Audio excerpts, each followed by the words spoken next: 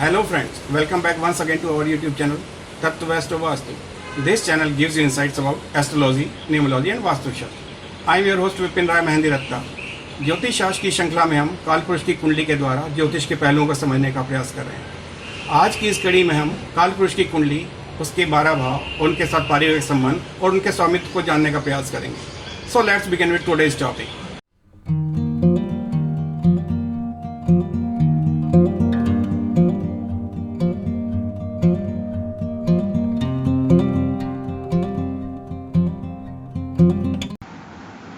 काल पुरुष कुंडली श्रृंखला की पिछली कड़ियों में हमने उत्तर भारतीय विधि के बहुत से पहलुओं को जानने का प्रयास किया। इसमें कुंडली के प्रारूप से लेकर फलादेश की विधि, 12 भाव, उनका विस्तार, लग्न साधन, भावों का स्वामित्व, 12 राशियां, उनके चिन्ह और स्वामी, 12 राशियों का काल पुरुष के शारीरिक अंगों के साथ संबंध के बारे में जाना। इस श्रृंखला की पिछली कड़ी में हमने काल पुरुष की कुंडली के 12 भावों द्वारा जातक के जीवन काल में घटने वाले घटनाक्रम के बारे में जाना। आज की कड़ी में हम स्क्रीन पर दिखाई दे रही इमेज की मदद से कुंडली के 12 भावों द्वारा जातक के पारिवारिक संबंधों के बारे में जानने का प्रयास करेंगे। कुंडली का पहला भाव लग्न कहलाता है। इस भाव का सीधा संबंध जातक के साथ माना गया है। इस भाव से हमें जातक से संबंधित सभी जानकारी मिलती है।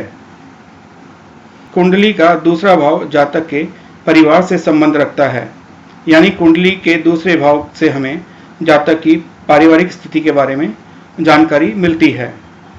अगर इस बात को सरल शब्दों में कहा जाए तो कुंडली के दूसरे भाव से जातक की पारिवारिक पृष्ठभूमि का सहज में अंदाजा लगाया जा सकता है। कुंडली के तीसरे भाव का संबंध जातक के छोटे भाई बहनों से माना गया है। इस भाव से जातक के छोटे भाई बहनों से संबंधित सभी जानकारी मिलती है। कुंडली का चौथा एवं महत्वपूर्ण भाव, इस भाव का संबंध जातक की माता के साथ माना गया है। कुंडली के चौथे भाव, उसके स्वामी और चौथे भाव में स्थित ग्रहों की स्थिति से जातक और उसकी माता के बीच आपसी संबंधों के अलावा माता से संबंधित सभी पक्षों की जानकारी मिलती है। कुंडली का 5वां भाव जातक के बच्चों के बारे में जानकारी देता है, यानी जातक के बच्चों से संबंधित सभी जानकारी, जिसमें बच्चों की शिक्षा, स्वास्थ्य और बच्चों के साथ जातक के संबंध के बारे में जाना जा सकता है। कुंडली का 6वां भाव जातक के ननिहाल पक्ष से संबंध रखता है, यानी इस भाव से जातक के मामा, नाना और नानी के बारे में विचार किया जाता है। अब बात करते हैं कुंडली के 7वें भाव के बारे में। इस भाव का संबंध जातक के जीवन साथी के साथ माना गया है। इस भाव से जातक, चाहे वह पुरुष हो या स्त्री, दोनों के वैवाहिक जीवन के बारे में विचार किया जाता है। अगर सरल शब्दों में कहा जाए तो कुंडली के इस भाव से जातक के भावी जीवन साथी और उसके वैवाहिक जीवन के बारे में जानकारी मिलती है।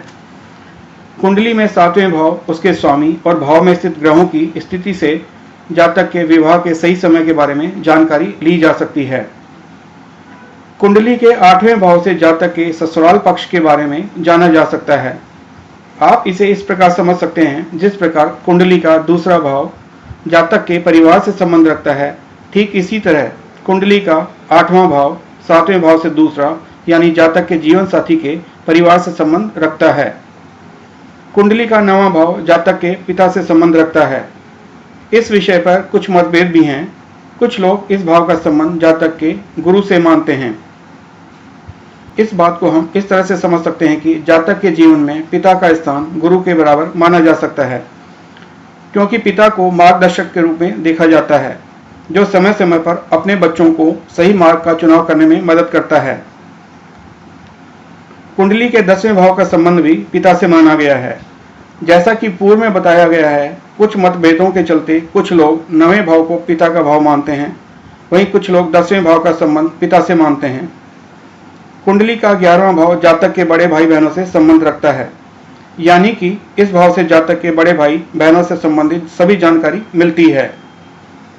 कुंडली का अंतिम और 12वां भाव यानी मोक्ष का भाव, चूंकि इसका संबंध मोक्ष से माना गया है, यहाँ आकर सभी रिश्तों का एहसास शून्य हो जाता है, यानी मोह भंग की स्थिति हो जाती है। इस तरह कालपुरुष कुंडली के 12 भाव, उनके स्वामी और भावों में स्थित ग्रहों की कुंडली में स्थिति से हमें जातक के पारिवारिक संबंधों की जानकारी मिलती है। अब हम स्क्रीन पर दिखाई गई इमेजेस की मदद से कुंडली में स्थित राशि से उस भाव विशेष के स्वामित्व के बारे में जानने का प्रयास करेंगे। इसे आप इस तरह समझ सकते हैं, जिस प्रकार किसी वर्किंग स्पेस में कार्य करने वाले व्यक्तियों को किसी विशेष विभाग का उत्तरदायित्व दिया जाता है, तो उस विभाग के कार्य की प्रकृति के अनुसार ही उस वर्किंग स्पेस में उनकी पहचान बन जाती है। ठीक इसी तरह कुंडली के प्रत्येक भाव में स्थित राशि के स्वामी को उस भाव विशेष की प्रकृति के अनुसार पहचाना जाता है। पहले भाव में स्थित भाव का स्वामी लग्नेश कहलाता है। कुंडली फलादेश में लग्नेश की स्थिति को बहुत महत्वपूर्ण माना जाता है। कुंडली का दूसरा भाव, जैसा कि पिछले वीडियो में बताया गया है, दूसरे भाव को धन का भाव कहा जाता है, इसलिए इस भाव में स्थित राशि का स्वामी धनेश कहलाता है। भावों से संबंधित जानकारी आपको वीडियो में ऊपर दिए गए लिंक से मिल सकती है। कुंडली का तीसरा भाव, इस भाव में स्थित राशि के स्वामी को सहजेश कहा गया है। कुंडली में सहजेश की स्थिति से जातक के भाई बहनों के संबंध में जानकारी मिलती है। अब बात करते हैं कुंडली के चौथे भाव की। जैसा कि पिछली वीडियो में बताया गया, कुंडली का चौथा भाव सुख का भाव है। चौथे भाव में स्थित राशि का स्वामी सुखेश कहलाता है। किसी भी जातक की कुंडली में सुखेश का अच्छी स्थिति में होना उस जातक की कुंडली का बहुत ही महत्वपूर्ण पक्ष माना जाता है। कुंडली का पांचवां भाव, इस भाव में स्थित राशि का स्वामी सुतेश कहलाता है। कुंडली का पांचवां भाव, उसमें स्थित ग्रहों और उस भाव के स्वामी यानी सुतेश की कुंडली में अच्छी स्थिति जातक के बच्चों के बारे में शुभ संकेत माना जा सकता है। कुंडली के छठे भाव के स्वामी को रोगेश कहा गया है। इस भाव के स्वामी की कुंडली में कमजोर स्थिति जातक के लिए अच्छा संकेत माना जा सकता है। इसके विपरीत रोगेश की शुभ भाव में स्थिति जातक के लिए परेशानी का कारण बनती है। कुंडली का सातवां भाव, इसे भी कुंडली का महत्वपूर्ण भाव माना गया है। इस भाव के स्वामी को जायेश कहा जाता है। किसी भी जातक की कुंडली में जायेश की अच्छी स्थिति में होना जातक के सुखी वैवाहिक जीवन के लिए शुभ संकेत माना जा सकता है। हालांकि जातक के सुखी वैवाहिक जीवन के लिए कुंडली के सातवें भाव की कुंडली में मजबूत स्थिति, उसमें शुभ ग्रहों की स्थिति होने के अलावा बहुत से अन्य पहलू हैं जो किसी भी जातक के सुखी वैवाहिक जीवन का आधार कहे जा सकते हैं। कुंडली का आठवां भाव, इस भाव में स्थित राशि के स्वामी को रंध्रेश कहा गया है। इस भाव के स्वामी की कुंडली में मजबूत स्थिति जातक के लिए अच्छा संकेत नहीं माना जा सकता। अगर ऐसा कहा जाए तो कोई अतिशयोक्ति नहीं होगी कि कुंडली के आठवें भाव, उसमें स्थित ग्रह और इस भाव के स्वामी की कमजोर स्थिति इस कुंडली के जातक के लिए अच्छा संकेत माना जा सकता है। कुंडली का नवां भाव, नवें भाव को भाग्य का स्थान माना जाता है और इसमें स्थित राशि के स्वामी को भाग्येश कहा जाता है। सरल शब्दों में कहा जाए तो इस भाव से जातक के भाग्य के बारे में जानकारी मिलती है। किसी भी कुंडली में नवें भाव, उसमें स्थित शुभ ग्रहों की स्थिति और नवमेश यानी भाग्येश का मजबूत स्थिति में होना उस कुंडली के जातक के अच्छे भाग्य की ओर इशारा करते हैं। आइए अब कुंडली के 10वें भाव के स्वामी के बारे में जानने का प्रयास करते हैं।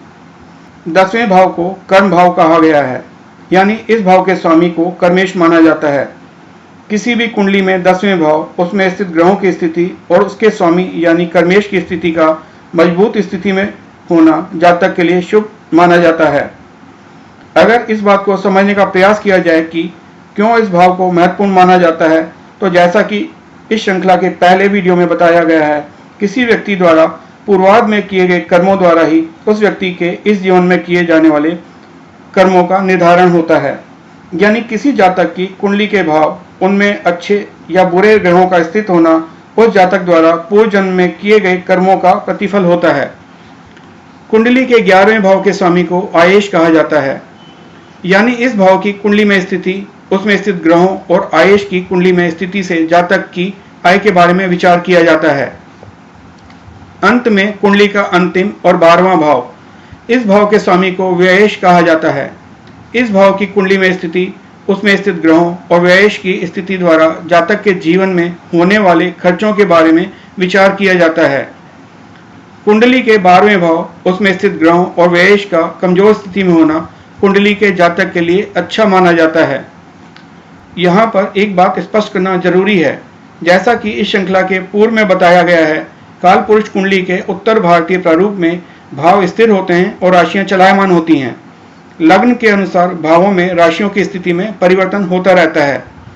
कुंडली के प्रत्येक भाव में स्थित राशि के द्वारा सभी भावों के स्वामित्व का निर्धारण होता है। इस बात को आप स्क्रीन पर दिख रही इमेजेस की मदद से आसानी से समझ सकते हैं। दोनों ही इमेजेस में भावों में स्थित राशियों के अनुसार प्रत्येक भाव के स्वामित्व के बारे में जाना जा सकता है। अगर आप गौर से देखेंगे तो आपके बाएं तरफ की इमेज में पहले भाव में कर्क राशि स्थित है, वहीं दाएं तरफ की इमेज में पहले भाव में वृश्चिक राशि स्थित है। यानी कुंडली के पहले भाव में स्थित दो अलग अलग राशियों से दोनों कुंडलियों के लग्न का स्वामित्व बदल गया है। ठीक इसी तरह दोनों कुंडलियों के भावों में स्थित राशियों के अनुसार प्रत्येक भाव के स्वामित्व में भी बदलाव देखने को मिलेगा। कुंडली फलादेश में इस घटक की महत्वपूर्ण भूमिका मानी जाती है। किसी भी कुंडली के लग्न निर्धारण से उस कुंडली के सभी भावों के स्वामित्व का निर्धारण होता है। इस कथन को स्क्रीन पर दिखाई गई इमेजेस की मदद से बताने का प्रयास किया गया है। कुंडली फलादेश करते समय इन सभी भावों के स्वामित्व के बारे में जानकारी होना फलादेश विधि का एक महत्वपूर्ण पक्ष माना जा सकता है, क्योंकि इस महत्वपूर्ण पक्ष की जानकारी के आधार पर किसी भी कुंडली का सटीक विश्लेषण करने में मदद मिलती है।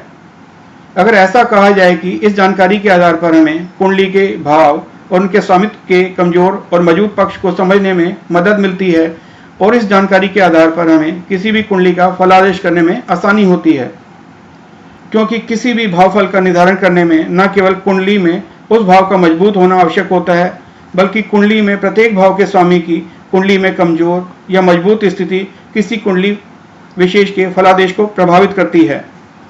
स्क्रीन पर दिखाई गई इमेज की मदद से आपको कुंडली के प्रत्येक भाव में स्थित राशि के द्वारा भावों के स्वामित्व और कुंडली में उनकी भावगत स्थिति के साथ ही भावों में स्थित ग्रहों के बारे में बताने का प्रयास किया गया है।